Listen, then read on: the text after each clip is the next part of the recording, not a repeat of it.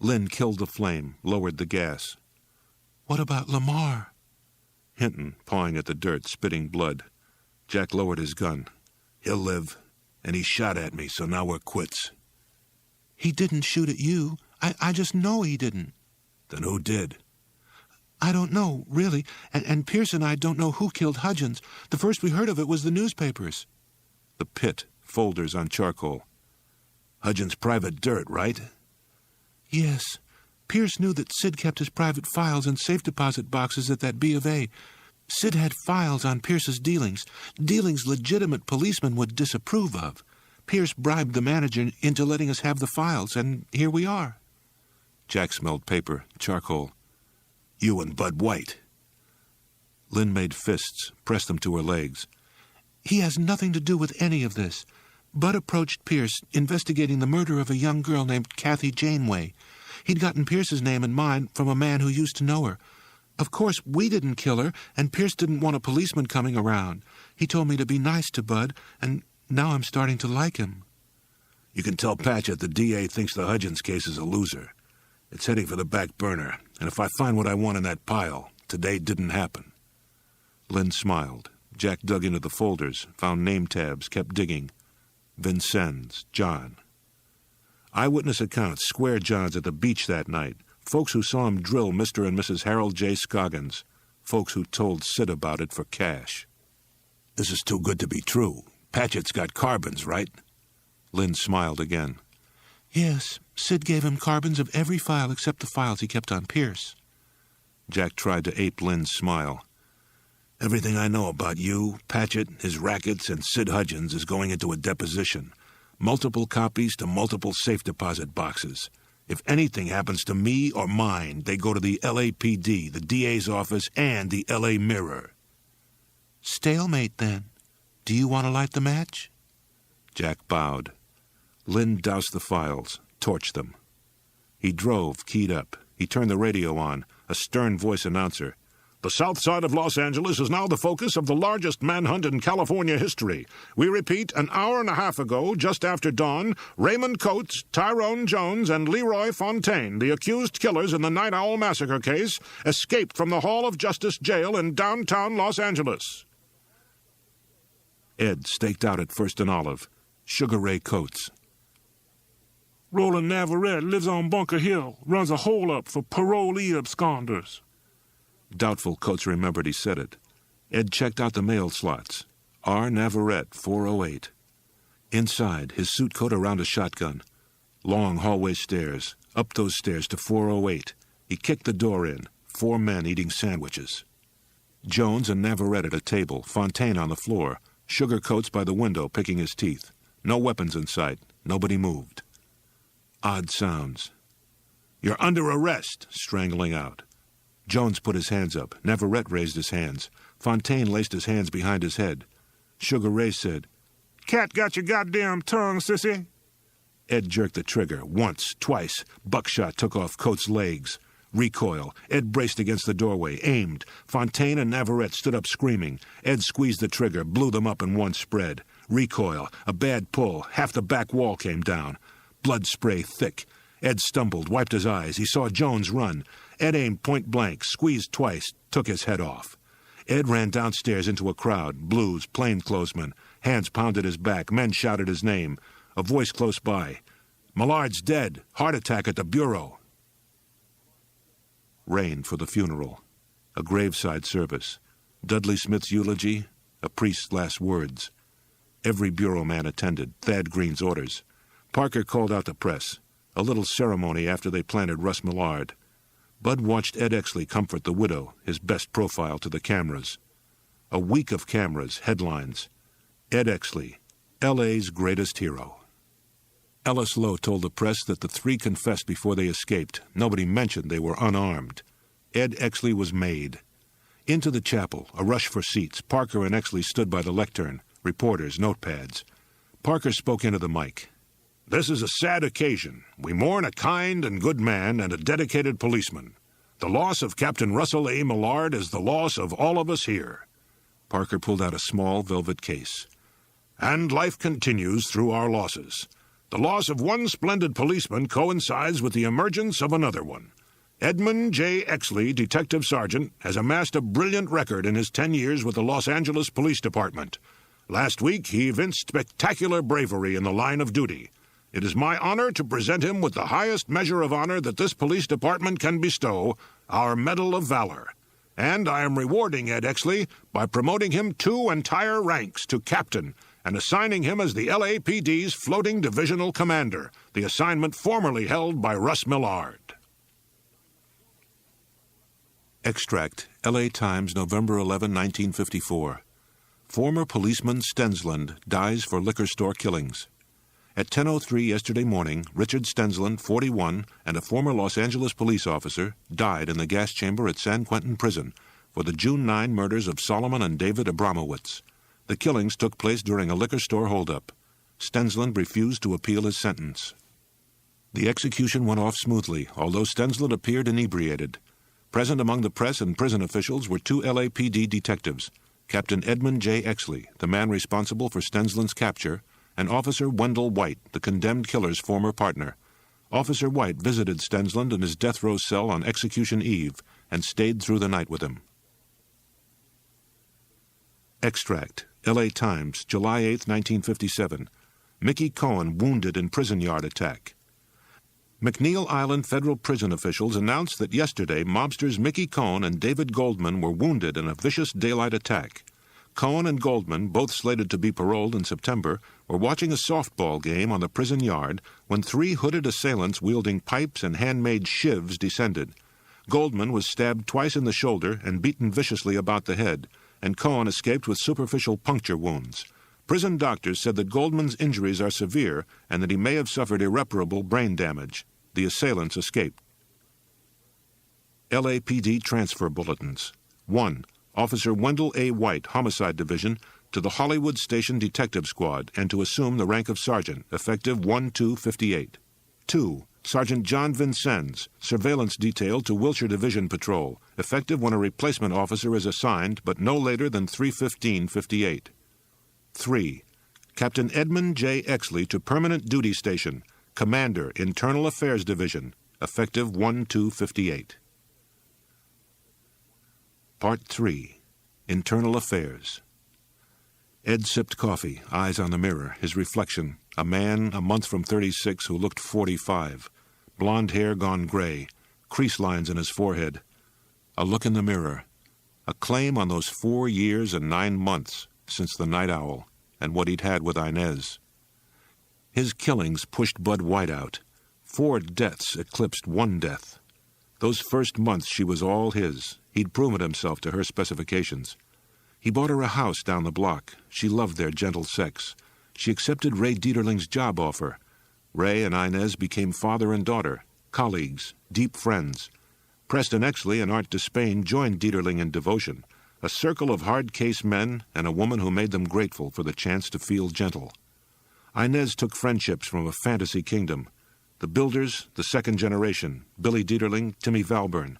They made fun of policemen and played charades in a house bought by Captain Ed Exley. After the killings, he had nightmares. Were they innocent? Impotent rage made his finger jerk the trigger. The dramatic resolution made the department look so good that a little fact like unarmed would never surface to crush him. Inez stilled his fears with a statement. The rapist drove her to Sylvester Fitch's house in the middle of the night and left her there, giving them time to take down the night owl. He was relieved. Inez. Time passed. The glow wore off. Her pain and his heroism couldn't sustain them. Inez knew he'd never marry her, a high-ranking cop, a Mexican wife, career suicide. His love held by threads. Inez grew remote. Gallaudet sat down, strained, nervous. "Why do you look so grim? Come on, Bob, we're partners." "Inez was put under loose surveillance for 2 weeks, just routine, for your promotion. Ed... Oh, shit. She's sleeping with Bud White." 6 o'clock. Inez got home around 7. Ed let himself in, waited with the lights out. Time dragged. Ed watched his watch hands move. 6:50, a key in the door. "Exley, are you skulking? I saw your car outside." No lights. I don't want to see your face. Noises, keys rattling, a purse dropped on the floor. How many other fucks behind my back? No answer. How long, puta? 4 years, on and off when we needed a friend. How many other lies, Inez? How many other lies besides him? Inez pushed off the door. Here's the only lie that counts, and it's all for you. Not even my sweetie pie Bud knows it, so I hope it makes you feel special. The Negritos who hurt me couldn't have killed the people at the Night Owl because they were with me the whole night. I lied because I didn't want you to feel bad that you'd killed 4 men for me. Bud checked out his new badge. Sergeant, where policemen used to be. He put his feet up on the desk, said goodbye to homicide. His cubicle was a mess, 5 years' worth of paper. His FBI and forensics class diplomas. Dick Stensland's legacy, $6,000 from his robbery take. Dick's last words, a note a guard passed him. Partner, I regret the bad things I done. It's too late to change it all. I'll try to take my punishment like a man. I paid the piper and called the tune and all that, but Exley kept the piper tune going when he didn't have to. And if I got a last request, it is that you get him for his share and don't be stupid and do something dumb like I would have did. Use your brains and that money I told you where to find and give it to him good. A good one in the keister from Sergeant Dick Stens. Good luck, partner. I can't hardly believe that when you read this, I'll be dead. When things sizzled down with Lynn, he started looking for stuff to jazz him. Prowling for women didn't cut it. Ditto his on-and-off thing with Inez. He flunked the sergeant's exam twice, paid his way through school with Dick's stash, worked the mobster squad part-time, meeting trains, planes, buses, taking would-be racketeers to the Victory Motel, beating the shit out of them and escorting them back to planes, trains, buses. Dud called it containment. He called it too much to take and still liked looking at yourself in the mirror. His classes taught him interesting stuff about forensics, criminal psychology, and procedure. He decided to apply what he'd learned to an old case that still simmered with him, the Kathy Janeway job. And his major case, pages and pages he kept checking over, Dick Stens's case, nails in Ed Exley's coffin, the Night Owl case. Cut to the coroner's report. The examining pathologist based his identification of Cathcart's body on 2 things: dental plate fragments cross-checked against Cathcart's prison dental records and the D.C. monogrammed sport jacket the stiff was wearing. The plate fragments were standard California prison issue. Any ex-con who'd done time in the state penal system could have plastic like that in his mouth. A final kicker, the Night Owl stiff was measured at 5'8". Cathcart's prison measurement chart listed him at 5'9 1/4. Cut to his theory. What if Cohen told some prison punk about the Cathcart Anglicling plan, or his man Davy Goldman did? Word could have leaked to the outside. What if a punk talked up crashing Duke's stable while he was really just shoring up juice for his Duke impersonation? What if he killed Duke and ended up at the Night Owl by chance, as part of some kind of criminal rendezvous that went bad, the killers leaving, coming back with shotguns, blasting the Cathcart impersonator and 5 innocent bystanders to make it look like a robbery? Say the Night Owl snuffs came out of smut intrigue. That meant the purple Merc seen outside the Night Owl was a coincidence. Somehow the killers found Coates' car before the LAPD and planted the shotguns, print wiped. Jack hit the bash at full swing. Ellis Lowe, a suite packed with Republican big shots. Women in cocktail gowns, men in dark suits. The Big V, chinos, a sport shirt. Jack flagged a waiter, grabbed a martini off his tray. "Do you have an excuse for your appearance?" Ellis behind him. "Yeah, I killed 2 men today. I shot them in the back, plugged the dog, and took off before my superior officers showed up. And here's a news flash. I've been drinking too much. Ellis, this is getting stale, so let's get to it. Who do you want me to touch?" "Jack, lower your voice." An audience now, the whole suite. "Come on, I'm dying to run bag for you. Who do I shake down first?" Low, a hoarse whisper. "Vincennes, you're through." Jack tossed gin in his face. "God, I fucking hope so." Ed walked into his office, complaint forms on his desk. He sat down, worked. Jack Vincennes in big trouble. Ed skimmed Vincennes' personnel file. A 5/58 pension securement date. "Goodbye, trash can, Jack. You were close." Stacks of his narcotics squad reports. thorough, detailed to the point of being padded. Vincennes was transferred to administrative vice as part of the bloody Christmas shakeup. Another stack of reports. Bookmaking and liquor infraction operations. No zeal, plenty of verbal padding. Add vice assignment into the spring of '53, a pornography investigation running concurrent with the Night Owl. And a big anomaly. Assigned to trace smut. Vincennes reported no leads, commented that the other men on the assignment were coming up empty.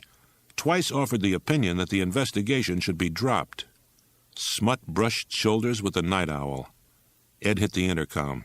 "Susan, find out who besides Sergeant John Vincennes was assigned to the 4th Squad at Administrative Vice in April of 1953. Do that, then locate them." A half hour for results. Sergeant Louis Stathis. Ed called his CO. Stathis walked in 10 minutes later. Ed pointed him to a chair. "Sergeant, this had nothing to do with you. This has to do with an officer you worked ad vice with. Do you recall Jack Vincennes acting strangely?" "Not really. I remember he only showed up at the squad room at odd times. Vincennes was a loner. He didn't pal around with the guys on the squad." "Sergeant, think. Vincennes' behavior around the time of the Night Owl and the pornography investigation. Anything out of the ordinary with him. Think." Stathis shrugged. "Maybe one thing. Back then, Vincennes had the cubicle next to mine, and sometimes I could hear him pretty good. I was at my desk and heard part of a conversation, him and Dudley Smith, and Smith asked Vincennes to put a tail on Bud White. He said White had gotten personally involved in a hooker homicide, and he didn't want him doing nothing rash." Skin prickles. Vincennes might have dirt on Bud White.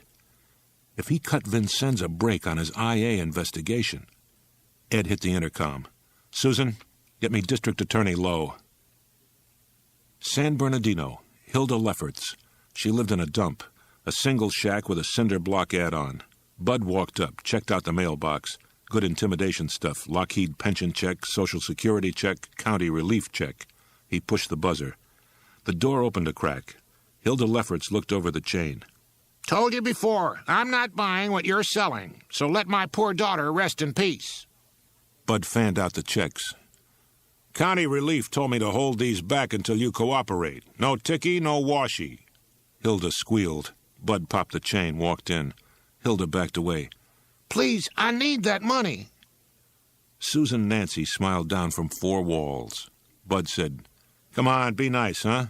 You remember what I tried to ask you last time? Susan had a boyfriend here in San Bernardino right before she moved to L.A. 5 minutes on that and I'm gone." Hilda spoke to her daughter, the picture by the door. "Susie, you told me you'd met the man at a cocktail lounge. You said he was a nice man who'd paid his debt to society, but you wouldn't tell me his name. I saw you with him one day, and you called him Don or Dean or Dick or D, and he said, 'No, Duke. Get used to it.' Then I was out one day and old Mrs. Jensen next door saw you with the man here at the house and thought she heard a ruckus." Bud, tell me about the ruckus. Hilda, tears coming on. "I came home the next day and I thought I saw dried blood on the floor of the new den. I just had it built with the money from my husband's insurance policy. Susan and the man came back and acted nervous. The man crawled around under the house and called a Los Angeles phone number. Then he and Susan Nancy left. A week later, she was killed." Goosebumps. Susie Lefferts' boyfriend, the Cathcart impersonator. The ruckus. The boyfriend kills Cathcart, probably in San Bernardino, to talk to the Angliclings. Susie at the Night Owl, scoping out some kind of meeting. The boyfriend playing Cathcart, which meant the killers never saw the real Cathcart face to face. The boyfriend crawling around under the house. Bud got the phone, the operator, an L.A. number, P.C. Bell Police Information. A clerk came on. "Yes, who's requesting?" "Sergeant White, LAPD. I'm in San Bernardino at Ranch View O 4617. I need a list of all calls to Los Angeles from that number, say from March 20 to April 12, 1953. Got that?" The clerk said, "I copy." 2 minutes plus, the clerk came back on. "3 calls, Sergeant. April 2nd and April 8, all to the same number. HO21118. That's a payphone, the corner of Sunset and Las Palmas." Bud hung up. Phone booth calls a half a mile from the Night Owl. The deal or the meat worked out. Bud saw a flashlight on an end table. He grabbed it, ran with it. Outside to the add-on, a foundation crawl space, one tight fit. down, under, in. Dirt, wood pilings, a long burlap sack up ahead. Smells, mothballs, rot. An elbow crawl to the bag. Mothballs and rot getting stronger. He poked the sack, saw a rat's nest explode. All around him, rats blinded by light. Bud ripped burlap. In with the flashlight. Rats, a skull caked with gristle. Dropped a flash, ripped two-handed. Rats and mothballs in his face. A huge rip. A bullet hole in the skull. A skeleton hand out a sleeve. DC on flannel. He crawled out, gulping air. Hilda about to shit her drawers. Was there anything under there? Nothing but some rats. A nice interrogation room. Jack looked at Ed Exley. Exley, just give me your opinion on something. You were up to your ears on the smut job, and you worked the Night Owl. Do you make the 3 Negroes for the killings? Jack inched back, get away from those eyes. Hey, there's loose ends out there. If it wasn't the 3 you got, maybe it was some other spooks. Maybe it's tied to the smut. Do you care? Those niggers raped your woman, so what you did was right. Exley smiled. Here's my guess. Hudgens was connected to the smut somehow, and he had a file on you. Quicksand. Yeah, I did something really bad once. You know, sometimes I think I don't care who finds out anymore. Exley stood up. I've already squared the complaints against you. There'll be no trial board, no charges. Part of the agreement I made with Chief Parker is a stipulation that you voluntarily retire in May. I told him you'd agree, and I convinced him that you deserve a full pension. Jack stood up. And the trade? If the Night Owl ever goes wide, you and everything you know belong to me. Whisper Magazine, February 1958 issue. Wrong man killed in Night Owl slaughter. Web of mystery spreads. On April 14, 1953, 3 shotgun-toting killers entered the convivial Night Owl coffee shop just off Hollywood Boulevard in sunny Los Angeles, robbed and murdered 3 employees and 3 patrons. Now, Whisper is not the mighty Hush Hush. We're based out of New York, and our beat is primarily the East Coast. But we do have our L.A. sources, and among them is a crusading private eye who wishes to remain anonymous. This man, whom we shall call Private Eye X, revealed the following. During the Night Owl investigation, 2 brothers, Peter and Baxter Englekling, print shop operators from San Bernardino, California, came forth and told authorities an account of how Night Owl victim Delbert Duke Cathcart approached them with a plan to print pornographic material, then theorized that the Night Owl killings were the result of intrigue within the pornography underworld. The LAPD pooh-poohed the brothers' theory, and now the Engleklings seem to have disappeared off the face of the globe. Mrs. Hilda Lefferts, mother of San Bernardino born and bred Night Owl victim Susan Nancy Lefferts, told Private Eye X that immediately before the killings her daughter had a boyfriend who greatly resembled Duke Cathcart.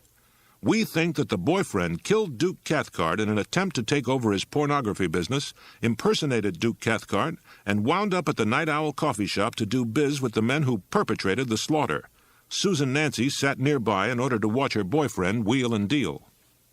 LAPD, redeem your old wrongs in the name of justice. Reopen the Night Owl case. Extract. L.A. Daily News, March 6, 1958. Shocking new Night Owl revelations point to innocent men killed. Raymond Coates, Leroy Fontaine, and Tyrone Jones were the 3 Negro youths, criminals and sex offenders to be sure, who were railroaded by the Los Angeles Police Department. Arrested shortly after the Night Owl murders, they offered a hellish alibi. They could not have committed the killings because they were engaged in the kidnap and gang rape of a young woman named Inez Soto. Miss Soto refused to cooperate with the police investigation, which at the time centered on the imperative of establishing where Coates, Jones, and Fontaine were at the time of the Night Owl killings. Were they with her?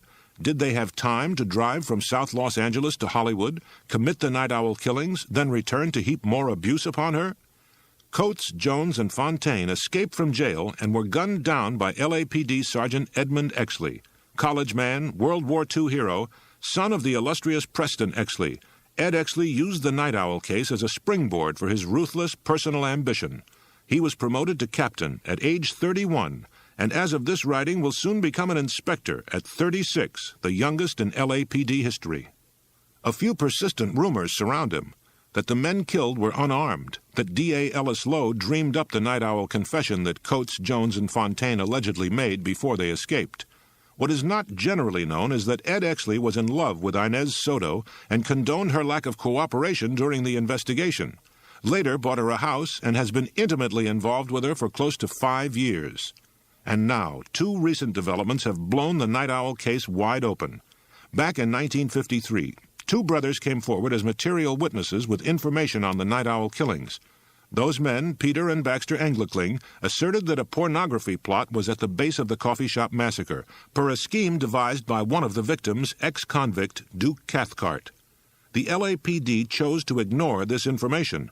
Then, almost 5 years later, Peter and Baxter Englekling were viciously murdered in the small upstate town of Gatesville. Those killings are unsolved with a complete absence of clues, but a long, unanswered question was about to be answered. At San Quentin Penitentiary, a Negro prisoner named Otis John Shortell read a San Francisco newspaper account of the Englekling brothers' killings, an account which mentioned their tenuous connection to the Night Owl case. The article got Otis John Shortell thinking. He requested an audience with the assistant warden and made a startling confession. Otis John Shortell, in prison on an accumulation of grand theft auto convictions and frankly desiring a sentence reduction as a reward for his cooperation, confessed that he was one of the men Coates, Fontaine, and Jones sold Inez Soto to. He was with Miss Soto and the 3 youths between the hours of 2:30 and 5 on the morning of the Night Owl killings during the entire murder time frame. Shortell was given 4 polygraph examinations and passed all 4. We decry shotgun justice. We decry the motives of triggerman Ed Exley.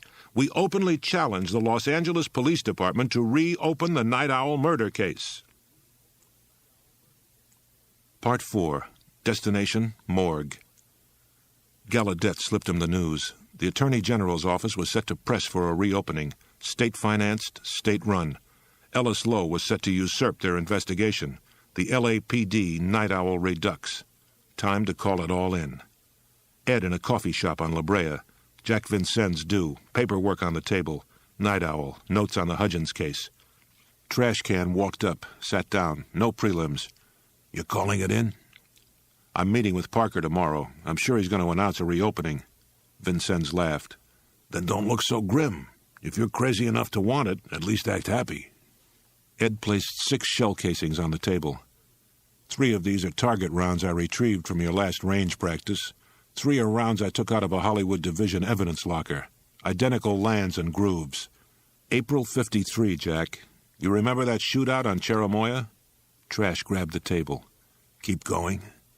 Pierce Patchett owns that building on Cherimoya, and it's a nicely hidden ownership. S&M gear was found on the premises, and Pierce is a K.A. of Lynn Bracken, Bud White's girlfriend, who you denied knowing. You were working a smut job for Ad Vice then, and smut and sadomasochistic paraphernalia are all in the same ballpark. The last time we talked, you admitted that Hudgens had a file on you, that was why you were all over the place then. Here's my big leap, so correct me if I'm wrong. Bracken and Patchett were K.A.s of Hudgens. Vincennes dug his hands in. So what? So did Bud White know Hudgens? No, I don't think so. What does White have on Patchett and Bracken? I don't know. Hey, Exley, look. No, you look. And you answer me. Did you get Hudgens' file on you? Trash Can sweating. Yeah, I did. Who from? The Bracken woman. I wrote out a deposition on her and Patchett. Everything I put together about them. I made carbons and stashed them in safe deposit boxes. I've still got them. And they've still got a carbon on me. Educated guess. And Patchett was pushing that smut you were chasing? Yeah, I've got the depositions and the smut books. You want them? I get my evidence suppression wiped. And half the Night Owl collar. A third. There's no way to make the case without White. Bud drove home woozy. He unlocked his door, yawning. The overhead light went on. Somebody grabbed him. Cuffs on his wrists. Ed Exley, Jack Vincennes, square in front of him. A side check. Fisk and Kleckner, IA shitbirds, pinning his arms. Exley slapped him. Fisk grabbed his neck. A folder in his face. Exley. IA ran a personal on you when you made sergeant, so we already know about Lynn Bracken. Vincennes had a tail on you back in '53, And he's got you, Bracken, and Pierce Patchett in this deposition here. You braced Patchett on the Kathy Janeway homicide, and you were all over the Night Owl like a plague. I need what you know, and if you don't cooperate, I'll begin an IA investigation into your evidence suppression immediately. If you play, you get your evidence suppression chilled, part of the collar, and a liaison to those hooker snuffs you care so much about. Lynn? She's our first interrogation, with pentothal. If she's clean, she walks. He doesn't know about Whisper. I've still got that stiff in San Bernardino. And you and me when it's over, Bud said. Karen had left a copy of Whisper magazine for Jack with a note that the mag mentioned Exley.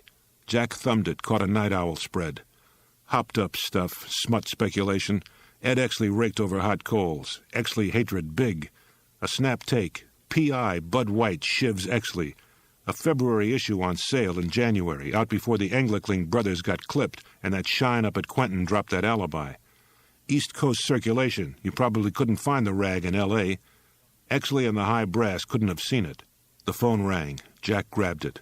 Exley?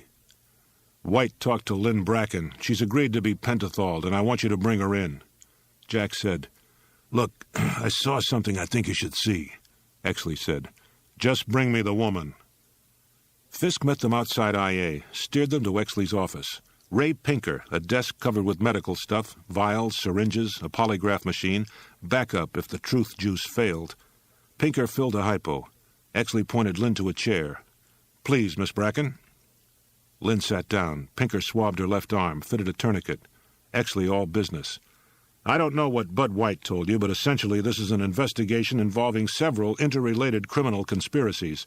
If you provide us with viable information, we're prepared to grant you immunity on any possible criminal charges you might accrue. Lynn made a fist.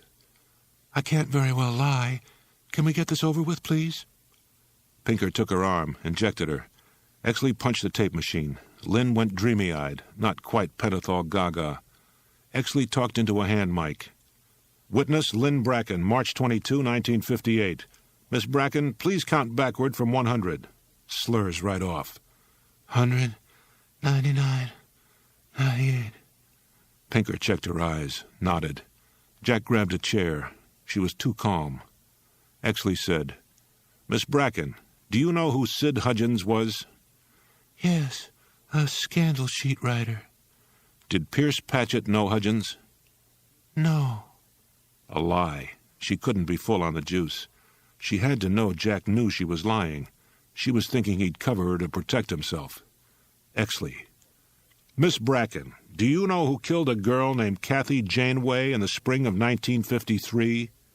No. Do you know a man named Lamar Hinton? Yes, he worked for Pierce as a driver several years ago. Do you know where Hinton is now? No. He went away. I don't know where he went. Did Hinton attempt to kill Sergeant Jack Vincennes in April 1953? No. Who did try to kill him? I don't know. Who killed the 6 people at the Night Owl coffee shop in April 1953? I don't know. Does Pierce Patchett sell a variety of illegal items through a service known as Fleur de Lis? I don't know. A huge lie. Exley.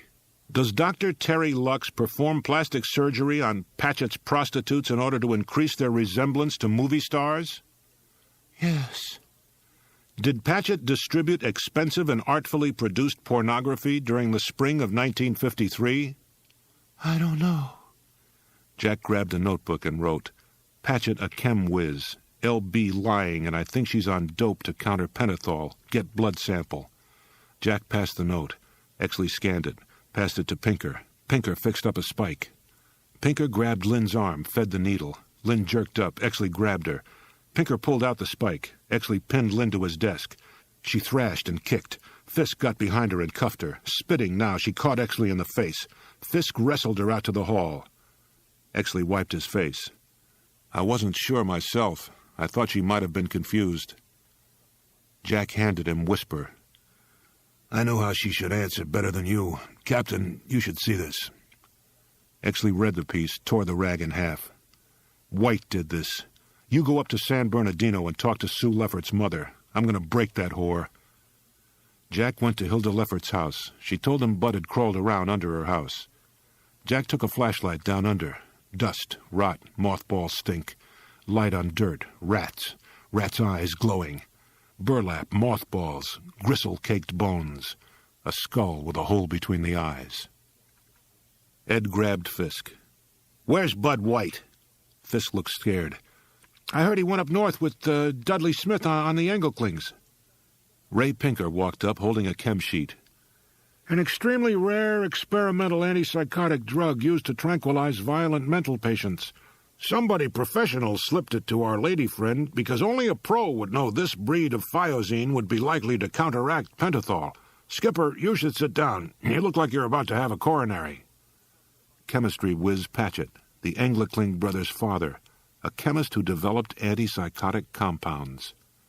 Kleckner passed him a folder. "Captain, Vincennes brought the Lefferts woman in. They're checking out mugs, and he said you wanted these." A thick folder, glossy paper smut. The top books, pretty kids, explicit action, colorful costumes. The bottom books, plain black covers, trash cans, garbage can find. The first inked-in shots, embossed red streaming from disembodied limbs. Posers linked orifice to orifice. The homicide match, a spread-eagled boy in sync to the Hudgens crime scene stills. Past astonishing, and whoever posed the smut pics killed Hudgens. Ed hit the last book, froze. A nude pretty boy, arms spread, ink blot gouting off his torso. Familiar, too familiar, not from a Hudgens coroner's shot. He turned pages and caught a fold-out, boys, girls, offset limbs touching, ink designs linking them. And he knew. He ran down the hall to homicide, found their 1934 records, found Atherton, Lauren, 187 PC, multiple. 3 thick folders, then the photos, shot by Dr. Frankenstein himself. Children immediately after their dismemberment, their arms and legs arranged just off their torsos. Blood finger-painted around their limbs, red on white. Intricate designs identical to the pornographic ink shots, limb spreads identical to the Hutchins severings. Ed mangled his fingers, slamming the cabinet, code 2'd it to Hancock Park. A party at Preston Exley's mansion, valets parking cars, music in the back, probably a Rose Garden bash. Preston put a hand on his shoulder. "You look frightened, Edmund. You do not look like a ranking policeman, and you did not come here to enjoy my freeway completion celebration." The hand felt warm. "Father, outside of the department, who's seen the old Atherton photographs?" "Son, those photographs are sealed LAPD evidence, never released to the press or the public." Ed said, "I've got a 5-year-old mutilation homicide connected to the Night Owl case. The victim was cut identically to Lauren Atherton's victims and identical to some ink-embossed pornographic photographs tangential to the Night Owl, which means that either somebody saw the Atherton pictures and took it from there, or you got the wrong suspect in 34. The man didn't even blink. "Lauren Atherton was incontrovertibly guilty, with a confession and eyewitness verification. You and Thomas saw his photographs, and I doubt seriously that those photographs have ever left the homicide pen downtown. Unless you hypothesize a policeman killer, which I find absurd, then the only explanation is that Atherton showed the photographs to some person or persons prior to his arrest. You got the wrong men in your glory case. I did not make that error. Think before you raise your voice to your father." Ed stepped back. "I apologize, and I should be asking your advice, not competing with you. Father, is there anything about the Atherton case you haven't told me?" "Apology accepted, and no, there isn't." His father's hands gentle now. "Son, you've come very far, and you've earned my respect, absolutely. You've taken a beating for Inez and those men you killed, and I think you're bearing up strongly. For now, though, I want you to consider this. The Night Owl case got you where you are today, and a quick resolution on the reopening will keep you there. Collateral homicide investigations, however compelling, might seriously distract you from your main objective and thus destroy your career. Please remember that." In Marin, both crime scenes were sealed. The print shop, the pad next door. One Marin sheriff, a fat guy named Hatcher. A lab man talking nonstop. Blood spills on a wall-to-wall carpet, tape-marked. Glass tubes on the floor, circled, held in see-through evidence bags. Scattered around, photo negatives, dozens, cracked, scalded surfaces, overturned chairs, a dumped dresser, a sofa with the stuffing ripped out. Tucked in the largest rip, a glassine bag tagged heroin. The lab guy spieled, Those tubes contained chemicals that were ID'd as antipsychotic drugs. The negatives were mostly too blurred to identify, but we were able to figure out that most of them were pornographic photographs. The images were mostly burned off with chemicals taken from the refrigerator in the kitchen. Our boys owned a whole cornucopia of corrosive solutions. Peter and Baxter Englickling were tortured before they were shot to death. That we know. I think the killer showed them each negative, asked them questions, then burned them and the pictures. They left the crime scene. Bud said to Dudley, I want to know where we both stand on the Night Owl. Edmund Exley, lad. We both stand there. What? Scared to his own ears. Exley. He's been your raison d'etre since bloody Christmas, and he's why you don't tell me certain things. I love you, so I respect your omissions. Now reciprocate my love and respect my lack of clarification for the next 12 days, and you'll see 'em destroyed. Dudley laughed, smiled. I've found out that Thad Green will be retiring to take over the U.S. Border Patrol later this spring. Our new chief of detectives will be either Edmund Exley or myself. His upcoming inspectorship gives Exley the inside track, and Parker favors him personally. I plan on using certain aspects of our mutually withheld evidence to clear the Night Owl post-haste, establish myself as the new frontrunner, and ruin Exley in the process. Lad, bear with me for a few more days, and I'll guarantee you your own personal revenge. Bud stuck out his hand. Deal. Dudley said, Stay away from Exley, and treat yourself to a grand, clean room at the Victory. I'll be by to see you in a day or so. Bud said, You take the car. I got business in Frisco first. San Francisco Police Department, Detective Division HQ. Bud pinned on his badge, walked in. Homicide on floor 3, night watch lull. 2 men up by the coffee. They walked over. The younger guy pointed to his shield. L.A., huh? Help you with something? Bud held his ID out. You've got an old 187, like one a pal of mine on the L.A. Sheriff's caught. He asked me to check out your case file. The older man checked his ID. You're the guy that's bugs on prosty jobs. The captain said you keep calling and you're a real pain. What's the matter, you got another one? Yeah, Lynette Ellen Kendrick, L.A. County, last week. Come on, 10 minutes with the file and I'm out of your hair. The old guy. What's our victim's name and DOD? Chrissy Virginia Renfro, July 16, 56. Well, then I'll tell you what you do. You hit the records around the corner, find your 1956 unsolved cabinet, and go to the R's. You don't take anything out, and then you skedaddle. Got it? Got it. Autopsy pictures, orifice rips, facial close-ups, pulp, no real face, ring fragments embedded in cheekbones, wide-angle shots, the body, found at Chrissy's pad, a dive across from the St. Francis Hotel. 7/16/56. A St. Francis bellhop told detectives he caught Spade Cooley's late show at the hotel's Lariat room, then saw Chrissy Virginia Renfro weaving walk into her building. Bud sat still, worked it up. This was not a solo job. He was hiding out from Exley. Dudley just didn't care. He saw a phone, hit the ceiling, came down with a partner. Ellis Lowe. Sex murders made him drool. He grabbed the phone.